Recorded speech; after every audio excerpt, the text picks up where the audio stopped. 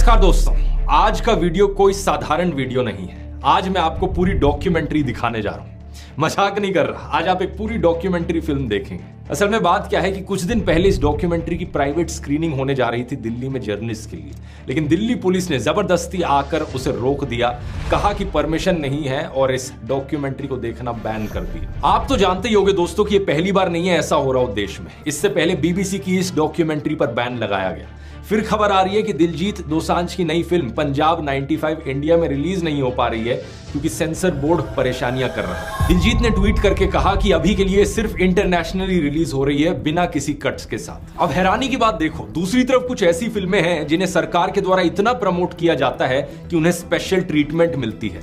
The Sabarmati report, Kerala story, accidental prime minister, Veer Savarkar, ये फिल्में ना सिर्फ सिनेमा हॉल में रिलीज होती हैं बाकी फिल्मों की तरह, बल्कि अक्सर इन्हें टैक्स फ्री भी बनाया जाता है। इनकी स्पेशल स्क्रीनिंग भी कराई जाती है पार्लियामेंट में मिनिस्टर्स के सामने, और प्रधानमंत्री खुद भी इनका प्रचार करते हैं ट्वीट करके, और वो भी तब जब ज्यादातर समय इन फिल्मों में झूठी कहानी और झूठा प्रोपेगेंडा भरा होता है। लेकिन अगर कोई ऐसी फिल्म हो जो इनकी आलोचना कर दे या किसी दूसरी पार्टी को थोड़ा फेवर कर दे तो वो डॉक्यूमेंट्री ही क्यों ना हो, उसकी प्राइवेट स्क्रीनिंग पर भी बैन लगा दिया जाएगा। ये जो डॉक्यूमेंट्री है जिसे आज आप देखने जा रहे हो, इस फिल्म को बनाने वाले लोगों ने मुझे रीच आउट किया इस घटना के बाद और पूछा कि क्या मैं अपने YouTube चैनल पर इसे रिलीज करना चाहूंगा। तो मैंने ये फिल्म देखी और सोचा क्यों नहीं। अगर इस तरीके से लोकतांत्रिक देश में आजादी को खत्म किया जाएगा तो मैं वो हर चीज करूंगा जिसकी जरूरत होगी आजादी को बचाने के लिए। ये जो सेंसरशिप का सिलसिला है, हम इसे आगे इस तरीके से चलते नहीं रहने दे सकते, इसलिए ये आज मैं रिलीज कर रहा हूं। ये डॉक्यूमेंट्री 2024 के उस दौर के बारे में है जब देश के इतिहास में पहली बार एक सिटिंग चीफ मिनिस्टर को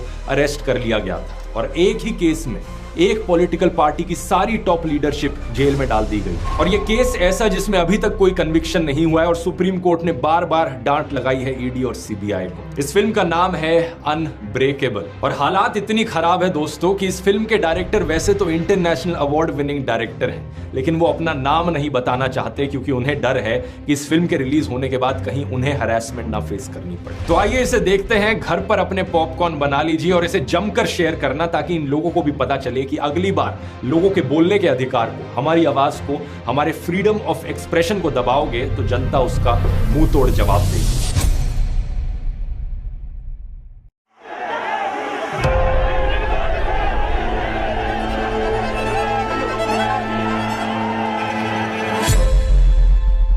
अरविंद केजरीवाल पहली बार सरकार बनाने में कामयाब हुए। 70 में 67 सीटें कोई सोच सकता है? 70 में 62 सीटें कोई सोच सकता है साहब? तो उसके बाद से विरोधियों को लगा कि नहीं भाई, ये तो जमीन पे जो है वो काम कर रहे हैं, लोग इनसे जुड़ रहे हैं।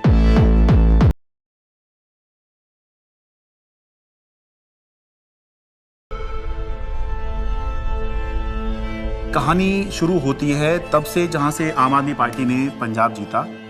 लोगों की भूख थी आम आदमी पार्टी की, उन्होंने कहा आम आदमी पार्टी हमें चाहिए, लोगों ने वोट दिया और पंजाब में आम आदमी पार्टी का जन्म हो गया।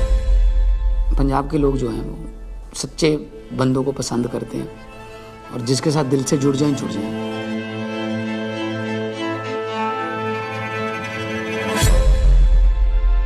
आम आदमी पार्टी गुजरात को भविष्य देगी। गुजरात की 6 करोड़ जनता के साथ मिलके एक नया गुजरात बनाएंगे जिसमें 24 घंटे बिजली होगी। और उसके बाद आम आदमी पार्टी गुजरात में जैसे ही घुसी तो वहां से एक दिल्ली के अंदर हमें चेंज आता हुआ दिखाई दिया।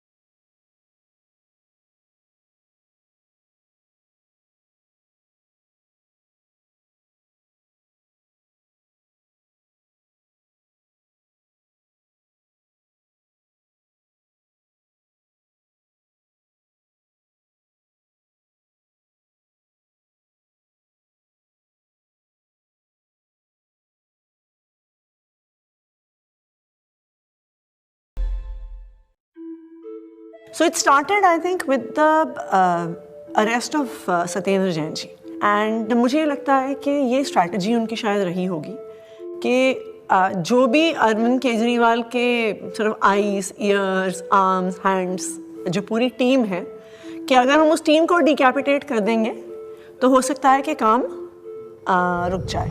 टेबल में बैठे होंगे बीजेपी के 3-4 लोग बड़े बड़े, बोले यार अब केजरीवाल को बेईमान साबित करने का क्या तरीका। किसी ने आइडिया दिया होगा कि कुछ घोटाला, बोले यार कोई घोटाला कैसे, कोई चिपकेगा नहीं इस आदमी पे। दिल्ली के स्वास्थ्य मंत्री सत्येंद्र जैन को ईडी ने हिरासत में लिया। एनफोर्समेंट डायरेक्टरेट ने सबसे पहले अरेस्ट होने वालों में मैं था। ऐसे तो कोई कर्म किए नहीं थे कि जेल चले जाएं। फिर मैंने कहा ऐसे कर्म भी नहीं किए थे मंत्री बन जाए। तो क्योंकि मुझको पूरा केस पता था तो मुझे लगा ठीक है, एजेंसी अगर अरेस्ट कर रही है थोड़े दिन में छूट जाएंगे। Why are they threatened by us? And the answer to me is very clear. आम आदमी पार्टी केवल एक सरकार या 10 नेताओं की पार्टी नहीं है। आम आदमी पार्टी एक सोच है। तब तक जो भी गिरफ्तार होते थे, पॉलिटिकल लोग भी जो गिरफ्तार होते थे, महीने में, 2 महीने में, 3 महीने में निकल के आ जाते थे। तब हमने ये नहीं सोचा था कि इतना लंबा चलेगा। अब ये जानकारी मिल रही है कि मनीष सिसोदिया को गिरफ्तार कर लिया गया है। इस वक्त की बड़ी सीबीआई बुलाया जाता था, ईडी बुलाया जाता था, उनके घर पे रेड हुई, उनके बैंक के लॉकर पे रेड हुई, दिल्ली सचिवालय में उनके ऑफिस में रेड हुई, उनकी यहाँ तक कि उनके पैतृक गांव में भी सीबीआई और ईडी वाले पहुँच गए थे। देखिए हमें तो पता था कि आम आदमी पार्टी के किसी भी नेता के पास एक भी पैसा नहीं है, और मेरे ख्याल से आज ही ईडी और सीबीआई को भी पता है। मैं तो खुश था कि दिल्ली में एक ऐसी शराब पॉलिसी बनाई गई है जिसमें एक मॉल में 27 शराब की दुकानें थीं, वो अब कम हो जाएंगी और सरकार को रेवेन्यू बहुत ज़बरदस्त मिलेगा। तो मैं तो खुश था कि अच्छी पॉलिसी बनाई गई है और कई राज्य इस पॉलिसी को देख रहे थे, पर अचानक इन्होंने चिल्लाना शुरू किया है तो स्कैम हो गया है। अगर एक अच्छी पॉलिसी को ये स्कैम करार देके सीबीआई और ईडी में केस रजिस्टर करा सकते हैं तो अब किसी भी हद तक जा सकते हैं। मनीष सिसोदिया को ईडी ने गिरफ्तार कर लिया है। तिहाड़ जेल में पूछताछ के बाद मनीष सिसोदिया को अब ईडी ने गिरफ्तार कर लिया है। इससे पहले सीबीआई ने उनको गिरफ्तार किया था और वो इसमें डीएमएलए में 2 ही कंडीशन में बेल हो सकती है। पहली कंडीशन या तो जो सरकार का इन्वेस्टिगेशन एजेंसी है वो कह दे कि केस नहीं। दूसरी कंडीशन बेल हो सकती है जब इन्वेस्टिगेशन एजेंसी द्वारा डाले गए सारे कागज जांच कर लिए जाएं। तो भाजपा की इन्वेस्टिगेशन एजेंसी क्या करती थी, लाखों की तादाद में कागज डाल दिए। अब जज साहब कितना टाइम लगाएंगे वो देखने को, 10 साल। हमने प्रोसीडिंग्स भी पूरी देखी थी सुप्रीम कोर्ट के अंदर, और सुप्रीम कोर्ट ने जो जिस तरह कमेंट्स किए थे उससे ऐसा लग रहा था कि ये केस कुछ है ही नहीं। सुप्रीम कोर्ट ने यहाँ तक कह दिया था कि आपका केस जो है ट्रायल के अंदर 2 मिनट में गिर जाएगा। किस तरह का केस आप बना के लाए हैं, क्योंकि सीबीआई के बाद मनीष सिसोदिया को ईडी ने भी गिरफ्तार कर लिया था, तो दोनों ही के अंदर जमानत उनको चाहिए थी। अब जब जैसे ही 30 अक्टूबर का दिन था, सुप्रीम कोर्ट ने बेल रिजेक्ट कर दी। जेल में पूछताछ के बाद मनीष सिसोदिया को अब ईडी ने गिरफ्तार कर लिया है। इससे पहले सीबीआई ने उनको गिरफ्तार किया था और वो तिहाड़ जेल में। सीधे चलते हैं जितेंद्र शर्मा के पास। जितेंद्र, बताइए, ईडी ने गिरफ्तार कर लिया है मनीष को? जी बिल्कुल, आप देखिए दूसरे दिन लगातार जो ईडी है मनीष सिसोदिया को अरेस्ट करके उनका टारगेट अरविंद केजरीवाल था। इनको ये लगा था, इनके कैलकुलेशन में, कि पार्टी के साइकी में फर्क पड़ेगा, लोग टूटते जाएंगे। तो इसका मतलब ये है कि डेस्परेशन के मापदंड पे तो भारतीय जनता पार्टी अपने लास्ट थ्रेशोल्ड पे पहुंची, और भारतीय जनता पार्टी की लीडरशिप भी उस थ्रेशोल्ड तक पहुंच गई कि अब और कोई तरीका नहीं है इनको जेल में डालने। बड़ी खबर यह है, आम आदमी पार्टी के सांसद संजय सिंह गिरफ्तार कर लिए गए हैं। आपके सांसद संजय सिंह की हो गई है गिरफ्तारी। ईडी ने करते थे संजय सिंह, उस पर कहीं ना कहीं एक बड़ी चोट फिलहाल आम आदमी पार्टी के लिए रहेगी, लेकिन राजनीतिक रूप से ये नुकसान तो है ही, लेकिन क्या सरकार का पक्ष रहेगा शराब नीति मामले में जब ये गिरफ्तारी हुई है, इसका भी इंतजार रहेगा। अब ये अपने आप में काफी ज्यादा तो भगत सिंह ने अपनी किताब में लिखा कि उनके छोटे भाई जब उनसे मिलने आए, फांसी की सजा हो चुकी थी तब तक, उन्होंने लिखा कि उन्हें ये फिक्र है हरदम नया तर्जे जफा क्या है। जफा मतलब अत्याचार। उन्हें ये फिक्र है हरदम नया तर्जे जफा क्या है, हमें भी शौक है देखें सितम की इंतहा क्या है। इस सरकार के ऊपर बिल्कुल फिट बैठता है कि ये सितम करने पे आए हैं और हम इनकी सितम की इंतहा देखना चाहते हैं। 2200 करोड़ रुपए की रिश्वत खिलाई अडानी ने। Nothing is going on record. 2200 crore रुपए की रिश्वत आपके अधिकारियों को। संजय जी, 2200 करोड़ की रिश्वत। संजय जी प्लीज। सर वो क्या बोल रहे हैं सर? वो आप इधर बोलेंगे कि उधर बोलेंगे? जिस तरीके से पार्लियामेंट में और पार्लियामेंट के बाहर अगर अरविंद केजरीवाल और पार्टी के वॉइस को एक स्ट्रक्चर करके जनता और देश के सामने रख रहे थे, बीजेपी उससे बहुत इरिटेटेड और फ्रस्ट्रेटेड थी। मैंने तो अपने घर के सामने एक बैनर भी लगवा दिया था कि फक्कड़ हाउस में ईडी का स्वागत है। अब कहानी जो है अलग लेवल पहुंच गई। अरविंद केजरीवाल भी ये बात समझ रहे थे कि जब एक के बाद एक नोटिस आ रहे हैं तो देर सवेर ईडी जो है उनको गिरफ्तार करने आएगी। हमारा एक व्हाट्सएप ग्रुप है पार्टी की लीडरशिप का, जिसमें एक खबर आई थी कि ईडी वाले अरविंद जी के घर पहुंच गए हैं 6 फ्लैगस्टाफ रोड पे। एंड मुझे याद है मैंने ओबरॉय के फ्लाईओवर के नीचे से फिर हमने गाड़ी का यू टर्न लिया था और फिर 6 फ्लैगस्टाफ रोड जो सिविल लाइंस में है वहाँ पे पहुँचे थे। मुझसे पहले सौरभ भारद्वाज पहुँचे थे वहाँ पे। इतने में उन्होंने बैरिकेडिंग दोनों तरफ कर दी, बट मैं बैरिकेडिंग से पहले ही जो है वो अंदर पहुँच गया था मैं। तो मेरे को अंदर से किसी का मैसेज आया which was very sad thing to imagine. Arvind Kejriwal ji अपना बैग पैक कर रहे हैं और एक मुख्यमंत्री अपने घर में ही असहाय है, आप सोचिए। और वहाँ जो पुलिस खड़ी है वो उसके लिए नहीं खड़ी है, वो इसलिए खड़ी है कि किसी और को आने नहीं देंगे।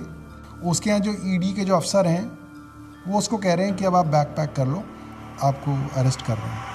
ईडी दफ्तर ले जाया जा रहा है अरविंद केजरीवाल को। इस वक्त की बड़ी खबर, बड़ा अपडेट, अरविंद केजरीवाल को ईडी ने गिरफ्तार किया है और ईडी दफ्तर उनको ले जाया जा रहा है। जिस तरीके से अब दिल्ली के मुख्यमंत्री अरविंद केजरीवाल को ईडी दफ्तर ले जाने की तैयारी की जा रही है और ये माना जा रहा है कि अब ईडी दफ्तर में उनसे पूछताछ होगी और उनके सामने। जब से मैं जर्नलिस्ट बना हूं 17 साल से मैंने नहीं देखा किसी सिटिंग चीफ मिनिस्टर को अरेस्ट किया गया हो। तो मेरे मन में एक बात अंदर से आई कि पार्टी खत्म नहीं होने थी, सरकार नहीं खत्म होने थी। तो उस समय जो बाहर थे, जैसे संदीप पाठक बाहर थे जो संगठन के काम देखते हैं, हमारे जो कैबिनेट के जो साथी थे, आतिशी थी, सौरभ भारद्वाज थे, हमारे सोशल मीडिया के जैस्मिन थे। तो फिर हम सब लोग हमारे घर पे ही हमने सबको बोला, सब लोग हम लोग वहीं धीरे धीरे वहीं गैदर हुए। अब ये देश को बचाने की लड़ाई है, तानाशाही के खिलाफ लड़ाई है और सभी मिलकर के लड़ेंगे और इस लड़ाई को जीतेंगे। कल 10 बजे भारतीय जनता पार्टी के मुख्यालय पर हम इसके खिलाफ प्रोटेस्ट शुरू करेंगे।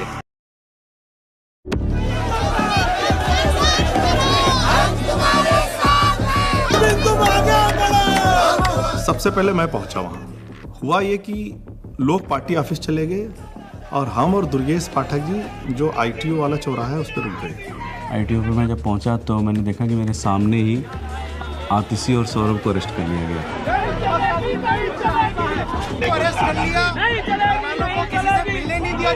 कोई वहाँ पे प्रोटेस्ट करने आता, 4 लोग सड़क पे बैठते, 4 लोगों को बस में बिठाते, बस भेजते।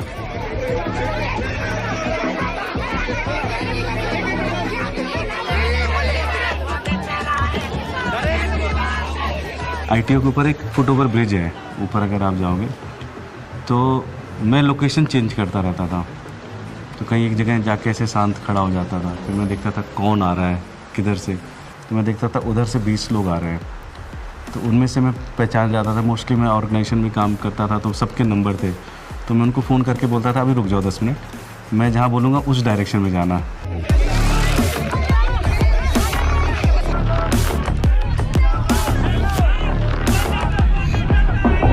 कोई एक डिक्टेटोरियल लीडर है और वो चुनाव से पहले सारे ऑपोजिशन के नेताओं को गिरफ्तार करा लेता है और फिर कहता है कि जी मुझे तो 99% वोट्स आ गए, मैं popularly and democratically elected leader हूँ।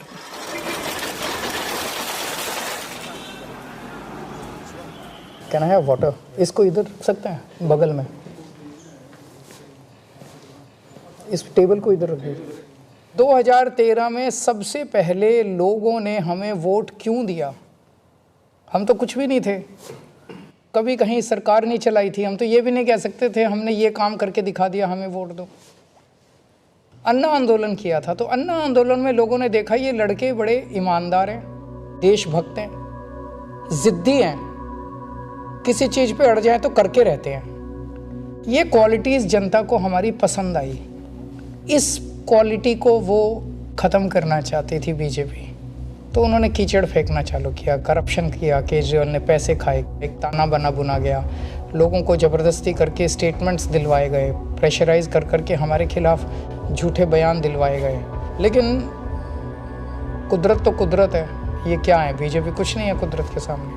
हम लोग कुछ बाहर तिहाड़ के खड़े थे एंड आई रिमेंबर थिंकिंग कि एज ऑफ दैट टाइम हमारी कोर टीम के 5 लोग उस समय उस दीवार के उस पार थे। मेरे हाथ में बहुत कुछ नहीं था, सब ऊपर वाले के हाथ में था। और मैंने अपना अंदर समय बहुत मेडिटेशन करते हुए और गीता पढ़ के बिताया।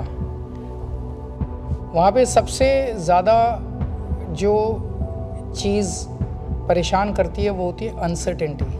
उस 17 महीने में एक बड़ा हिस्सा मेरे अंदर उस सिपाही की तरह छटपटाता रहा जो देख रहा था कि उसकी पूरी फौज बाहर युद्ध लड़ रही है, और वो सिपाही जो हमेशा युद्ध में फ्रंट पे होकर लड़ता था वो आज बैरक में बैठा हुआ है। मैंने प्रयास किया कि घर के लोग 6 महीने तक, जब तक मैं जेल में रहा, मैंने प्रयास किया कि कोई मुझसे मिलने के लिए यहाँ पे ना आए, क्योंकि कई बार परिवार के लोग सामने आते हैं मिलने के लिए तो मन में एक अनावश्यक कमजोरी पैदा होती है। तो मैंने इस चीज़ को अवॉइड किया।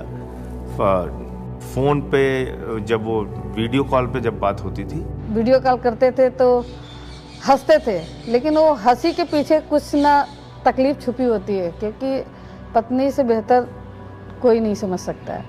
लेकिन हम लोग को लगता है चलो वो अगर दिखा रहे हैं तो हम लोग को भी ऐसे ही दिखाना है। तो हमारे जैसे बच्चे भी आ गए थे तो सारे लोग सब हैप्पी फील करते थे कि पापा हम लोग ठीक है, आप परेशान मत होना और आप ठीक से रहो। एक बारी ना कपिल मिश्रा ने आरोप लगाया था 2 करोड़ का कि सत्येंद्र जैन ने अरविंद केजरीवाल को 2 करोड़ की रिश्वत दी। तो मेरी बेटी स्कूल में पढ़ती थी तो उसका नाम स्कूल में 2 करोड़ ही रखा गया था। तो बच्चों के लिए बहुत, मुझे लगता है ये दौर ऐसा चल रहा है जिसमें कि बच्चों को भी स्पेयर नहीं किया जा रहा है।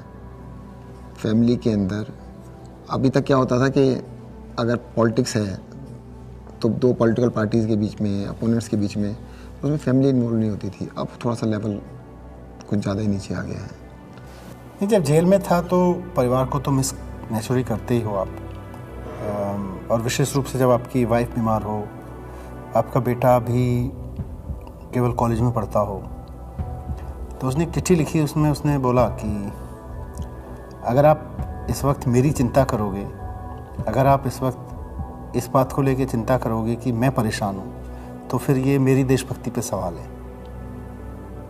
तो मुझे लगा यार बेटा तो बड़ा हो गया। आपने अगर मेरी चिंता में जरा भी वक्त जाया किया तो फिर वो मेरी देशभक्ति का अपमान होगा।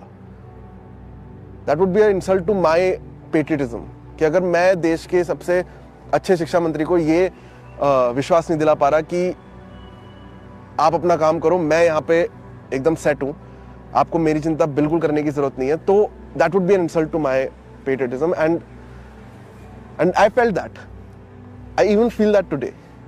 फ़ोन आता था, 5 मिनट का फ़ोन होता था वो डेली जो आता था, तो उसमें ऐसा तो नहीं है कि मैं ये कह दूँ कि मैं बीमार बहुत हूँ या मैं कुछ भी हूँ, हाँ सब ठीक है, खाना खा लिया, हाँ इतना होता था। जो ड्रेडेड क्रिमिनल्स होते हैं ना, उनको सोलिटरी कन्फाइनमेंट में 2 हफ्ते से ज़्यादा नहीं रखते, उसको इनह्यूमन माना जाता है। तो मुझे लगातार कई महीने तक सेकेंड फेज़ के अंदर सोलिटरी कन्फाइनमेंट में रखा गया। सॉलिटरी कन्फाइनमेंट में आप जेल ऑफिसर्स और मेडिकल स्टाफ, इनके अलावा आप किसी से बात नहीं कर सकते। सो आई वॉज ऑल अलोन। आपको चाहिए कोई बात करने के लिए, गप्पे मारने के लिए, अपने मन की भड़ास निकालने के लिए, कुछ भी बोलने के लिए, वो अलाउड नहीं था। मतलब 2 जालियों के बीच में से बात करें, शीशा लगा हुआ है, इधर से फोन पे मैं उधर से हूँ, एक चीफ मिनिस्टर हूँ, दूसरे चीफ मिनिस्टर से मिलने आया हूँ, सिटिंग दोनों। जेल नंबर 1 में मैं था, जेल नंबर 2 में अरविंद जी थे, उसके बीच में एक दीवार ही थी। कभी कभी लगता था आवाज़ दो जोर से तो हो सकता है पहुँच जाए उधर। कई बार जेल के अंदर जब ऐसे मौके आते थे, ऐसे मोमेंट्स आते थे जब आदमी कमज़ोर फील करता था, तब मुझे लगता था यार मनीष की तरफ मैं सोचता था कि मनीष को 1.5 साल हो गया, उसकी तो वाइफ भी इतनी बीमार है, वो नहीं टूटा, सो हमें भी हिम्मत रखनी है। ये बड़ा वो था कि उन्होंने मेरी दवाइयाँ रोक दी। 15 दिन के लिए मैं शुगर का पेशेंट हूँ और 10 साल से मैं इंसुलिन पे हूँ, और 15 दिन उन्होंने मुझे इंसुलिन दी, मेरा शुगर 350-400 पहुँचने लग गया। जब जयप्रकाश नारायण इमरजेंसी के दौर में जेल गए थे, जब वो जेल गए थे उनकी दोनों किडनी ठीक थी, और 4 महीने बाद जब वो जेल से बाहर आए उनकी दोनों किडनी ख़त्म हो चुकी थी। Mr. Kejriwal, in fact, wrote to Tihar jail authorities alleging that he was not being administered insulin despite flagging his peaking sugar levels. ये जेल वाले कहते थे कि इंजेक्शन नहीं देंगे, प्रिस्क्राइब नहीं है। पता नहीं कितने साल से वो इंजेक्शन ले रहे थे, सब प्रिस्क्राइब्ड था।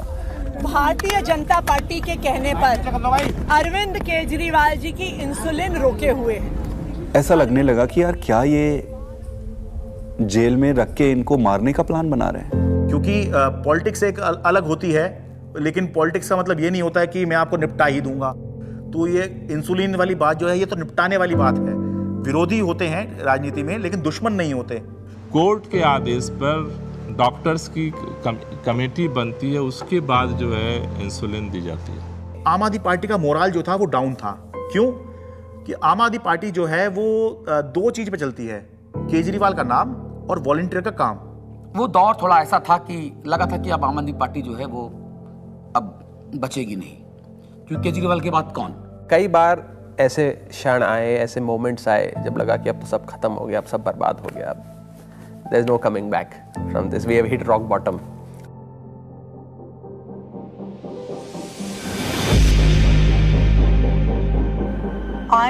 I really admire her for her strength. वो खुद पब्लिक डोमेन में आई पहली बार। मुझे लगता है कि शायद रामलीला मैदान में जब उन्होंने बोला होगा, that was probably the first time that she ever gave a political speech. सभी भाइयों, बहनों, माताओं, बुजुर्गों, आप सभी को मेरी राम नाम। अच्छा, ओके। मेरे को तो समझ नहीं आ रहा था अरविंद कैसे संभालते हैं। मैं तो बार बार यही सोचती थी कि वो तो हमेशा इसी उसमें रहते हैं। It's such a turmoil, it is not easy. मेरी पत्नी ने आज तक कभी पॉलिटिक्स में पार्टिसिपेट नहीं किया था, कभी वो सामने नहीं आई, आपने कभी उनको नहीं देखा होगा। वो हमेशा शी एंकर्स द हाउस। लेकिन इस दौरान मजबूरी में उन्हें बाहर आना पड़ा, सामने आना पड़ा। कुछ प्लानिंग नहीं थी, इट्स जस्ट दैट कि मैं अरविंद जी से मिलने गई, उन्होंने कहा कि ये मेरा मैसेज पार्टी तक दे दो, क्योंकि ये एप्रीहेंडेड की पार्टी में तो बड़ी खलबली जो भी है। उन्होंने एक मैसेज दिया और उस मैसेज की मैंने एक वीडियो रिलीज़ कर दी, अरविंद जी का मैसेज। तो वो स्लोली शायद एक एंकरिंग हो गई मेरी, और मेरा एक रोल डिफाइन हो गया, मेरी एक जिम्मेदारी डिफाइन हो गई। और जिस तरह से वो सारे पार्टी के सीनियर लीडर्स से, चाहे वो पंजाब के थे, चाहे वो देश भर के दूसरे राज्यों के थे, चाहे वो दिल्ली के थे, सबसे मिल रही थी, सबको हौसला दे रही थी और सबको एकजुट रखा उन्होंने, वो मुझे लगता है कि काफ़ी काबिल तारीफ़ है। उनके साथ जो है विधायकों की मीटिंग कराई गई ताकि सबका भरोसा बना रहे कि हाँ, घबराने की ज़रूरत नहीं है, अभी भी सब कुछ ठीक है। तो वो संवाद पार्षदों के साथ में, विधायकों के साथ में, मंत्रियों के साथ में, सांसदों के साथ में, ये सब सुनीता केजरीवाल ने ये सब किया। मुझे याद आ रहा है कि मार्च के शायद आखिरी दिन रहा होगा, दिल्ली के अंदर रामलीला मैदान में इंडिया ब्लॉक की एक बड़ी रैली हुई। और वो रैली इसलिए हुई कि एक तरफ अरविंद केजरीवाल को गिरफ्तार किया था, मौजूदा मुख्यमंत्री को गिरफ्तार किया था, देश में ऐसा पहली बार हुआ। दूसरी तरफ झारखंड के मुख्यमंत्री हुआ करते थे, उनको गिरफ्तार किया गया था। तो दिल्ली में आम आदमी पार्टी ने इसकी अगुवाई करी, इस इंडिया ब्लॉक की रैली की, और रामलीला मैदान में बड़ी रैली हुई। और उस रैली का जो अचीवमेंट था कि इंडिया ब्लॉक के सारे बड़े नेता उस एक मंच पर आ गए, अपनी सारी जितनी भी उनकी आपसी विवाद हैं, आपसी मतभेद हैं, जो होता है, होगा भी, पहले भी था, आगे भी होगा, लेकिन उसके बावजूद भी जब अरविंद केजरीवाल की गिरफ्तारी का मुद्दा था, तो उसको लेकर सोनिया गांधी, प्रियंका गांधी, राहुल गांधी, ये तीनों जो हैं उस दिन इंडिया ब्लॉक की रैली में आए। और सारे बड़े नेता जितने गठबंधन में हैं, चाहे वो अखिलेश यादव हों, शरद पवार हों, और उससे जो है एक माहौल बना कि बीजेपी से लड़ने के लिए, या बाद में बीजेपी ने जब ये इंडिया गठबंधन बनते देखा तो एनडीए भी कहना शुरू कर दिया, उससे पहले बीजेपी ही चल रही थी। एनडीए से लड़ने के लिए एक इंडिया ब्लॉक जो है वो अब बन गया है, जिसमें मिलके जो है बीजेपी को चुनौती दे सकते हैं। भारतीय जनता पार्टी इसलिए इस मॉरल वॉर को हार गई क्योंकि हमारे तमाम नेताओं के गिरफ्तार होने के बावजूद भी हम एक दिन भी डिफेंसिव नहीं थे। ये जेल भेज दें, कितने मुकदमे हमारे पे रोज चल रहे हैं, कोर्ट की तारीख आती है, जाते हैं, भुगतते हैं, पुलिस वाले आते रहते हैं, SHO बदलते रहते हैं, रोज मुकदमे होते रहे। आम आदमी पार्टी का जो DNA है वो भारतीय जनता पार्टी के आगे झुकेगा नहीं, दबेगा नहीं, रुकेगा नहीं, और आम आदमी पार्टी इसीलिए जिंदा है। एक अहम मुकाम जो था इस संघर्ष का तब आया जब अचानक से 2 अप्रैल को सुप्रीम कोर्ट ने संजय सिंह को जमानत दे दी। संजय सिंह को जमानत मिल गई है। आम आदमी पार्टी के सांसद संजय सिंह को जमानत मिल गई। जश्न का वक्त नहीं है, जंग का वक्त है। संघर्ष के लिए तैयार हो जाओ, जम के लड़ेंगे और लड़ेंगे। That was the time at which I felt कि शायद हमारी इमोशंस बाहर निकल कर आई। एंड जिस दिन मनीष जी की बेल हुई थी, और मुझे याद है उस दिन I was at a school inauguration. I am not very prone to being, मैं बहुत ऐसे इमोशनल व्यक्ति नहीं हूँ, पर उस दिन तो मैं स्टेज पर ही रोने लग गई थी। मैं एक पब्लिक उसमें थी, इनॉग्रेशन में थी। मनीष सिसोदिया को सुप्रीम कोर्ट से जमानत।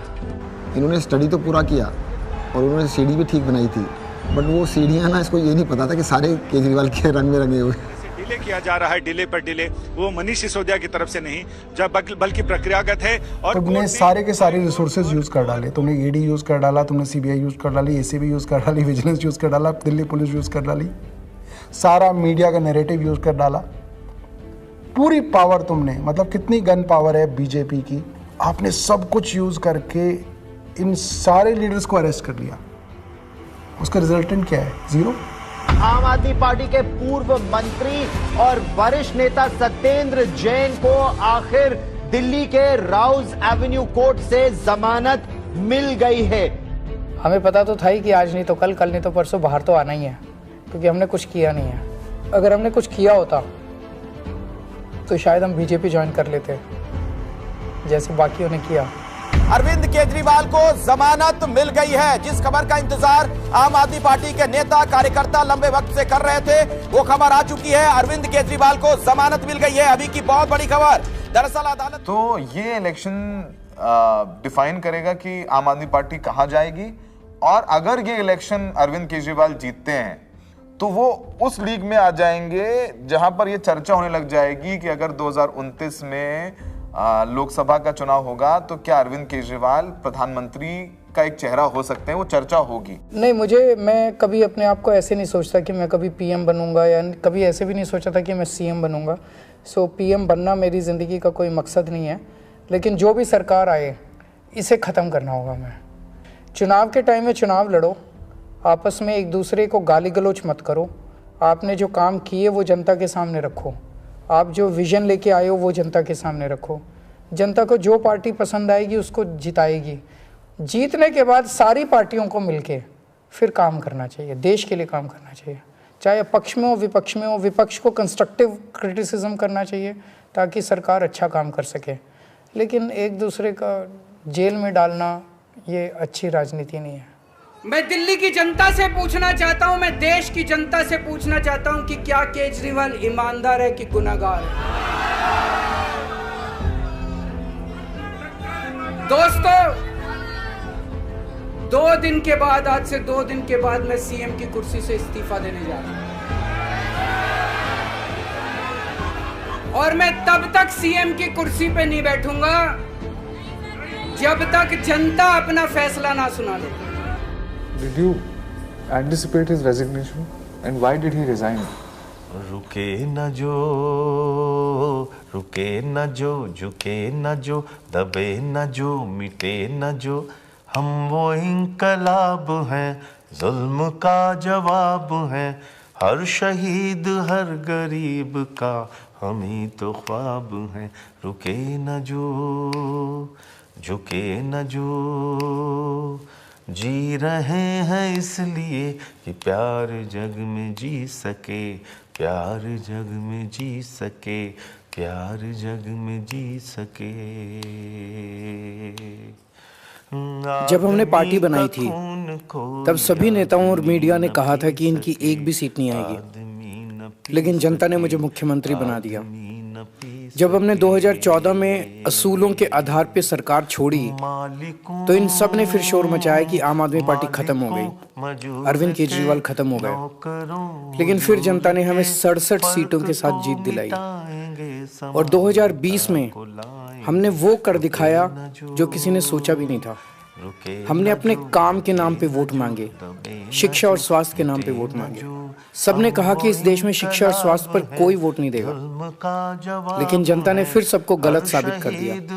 जनता ने कहा अगर आप हमारे लिए काम करोगे तो हम आपको पावर देंगे।